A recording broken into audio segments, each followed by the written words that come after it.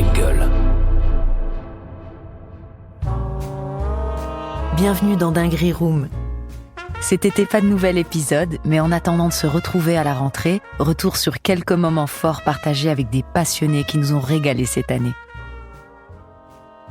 Extrait de la Dinguerie Room, de celle qui se sert du rire pour faire réfléchir et y parvient divinement bien, Laura Domingue.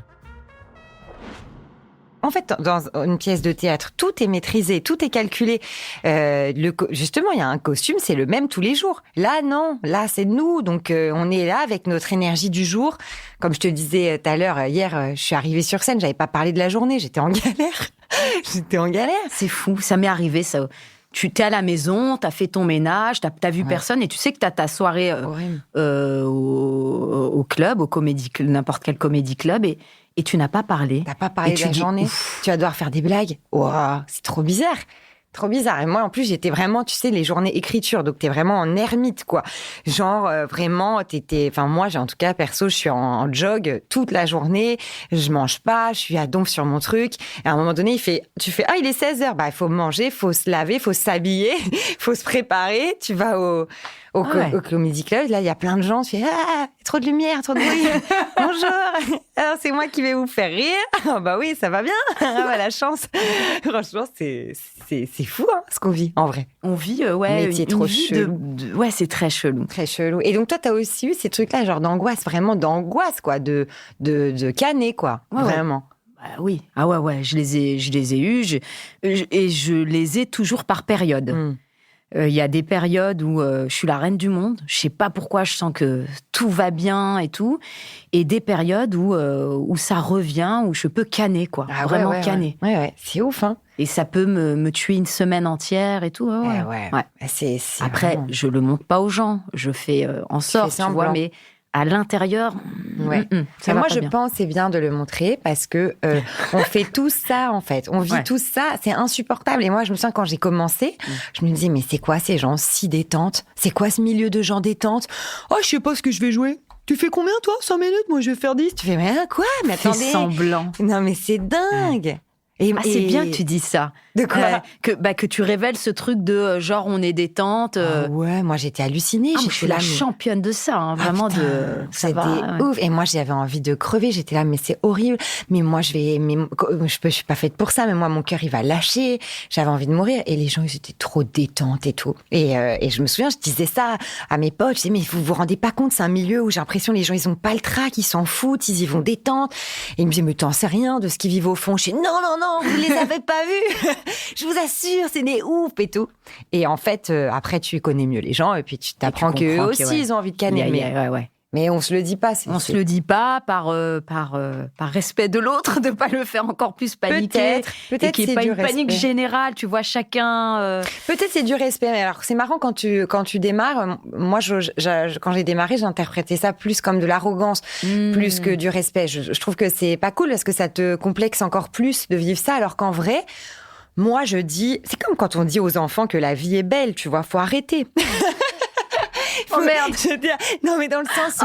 non, mais tu vois, arrêtons de se mentir, quoi. C'est pas grave, en fait. Toi, t'es pour qu'on dise un petit peu la vérité quand même, pour pas être déçu à mort après. Mais parce que sinon, ça complexe trop. T'as un sentiment d'inadéquation qui est très, très fort et qui t'enfonce la tête dans l'eau, je trouve, quand tu penses que c'est toi le problème, alors que c'est pas toi le problème. Mais voilà.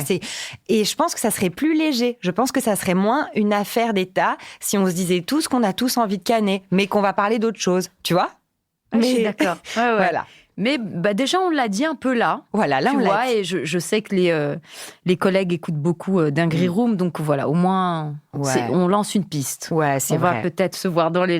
T'as envie de canner? Ouais, moi aussi. Voilà. Cool. Cannons ensemble. Mais on parle d'autre chose. Ça, par contre, je suis d'accord, t'as raison, parce que c'est vrai, le coup de stresser les autres, ça, c'est vrai que c'est terrible. C'est ça. C'est terrible.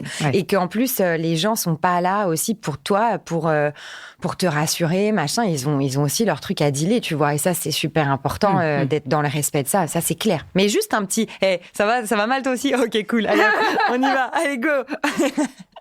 Dis-moi, Laura, sur scène, quelle a été ta plus grande dinguerie heureuse, par exemple, le plus grand kiff que t'aies pris sur scène? Waouh, c'est une bonne question. Je sais pas. Là, tout de suite, ça me vient pas. Je dirais que je pense que quand même la toute première fois où j'ai joué mon spectacle, enfin des bouts de mon premier spectacle et que j'ai vu que les gens ont rigolé. Et qui venait pour toi, en plus, c'était... Alors non, je suis allée squatter un truc. D'accord, ok. Je pensais la première fois que tu as joué ton spectacle à toi. Non, alors, en fait, la première fois que j'ai joué mon spectacle à moi, la première fois, c'était genre 30 minutes. Ok. Mais dans le cadre d'une soirée associative, machin, tu vois. Ouais. Donc, c'était pas pour moi. Mais justement, je voulais qu'il y ait aucun pote, personne. Et de voir que j'avais réussi à faire gaulerie, tu vois, sur 30 minutes. Des gens que tu connais pas, des sur 30 gens que je minutes. connaissais pas. Et que tout le monde après vient te voir en disant c'est génial, c'est super votre métier, nanana. Tu fais votre métier carrément, c'est devenu mon métier. Ça, je crois que c'était un vrai une vraie dinguerie pour toi, un vrai kiff. Tu t'es dit putain, j'arrive à un truc là. Ouais, grave. Ça a été un vrai truc. Et puis après, aussi dans le théâtre, dans les aventures collectives, je me suis pris des bons shoots des trucs super, quoi. Dans le monde. Enfin, dans le monde aux États-Unis aussi. Quand non, ça, c'était quand t'étais plus petite. Ouais, voilà. Mais ça, tout ça. T'as tout de suite kiffé, en fait, des gros trucs. Dès 10 ans. De ouf. Les espèces d'énormes challenges, tu vois, fixés, ça, et quand tu les dépasses, ça, c'est un truc... pour moi, c'est ouf, quoi, en fait. C'est indescriptible, le plaisir de dire j'aimerais faire ça et d'y arriver. Retrouvez l'épisode complet sur toutes les plateformes d'écoute et sur dingueryroom.fm. Dinguery Room est un podcast original Engel, présenté par Amel Chabi.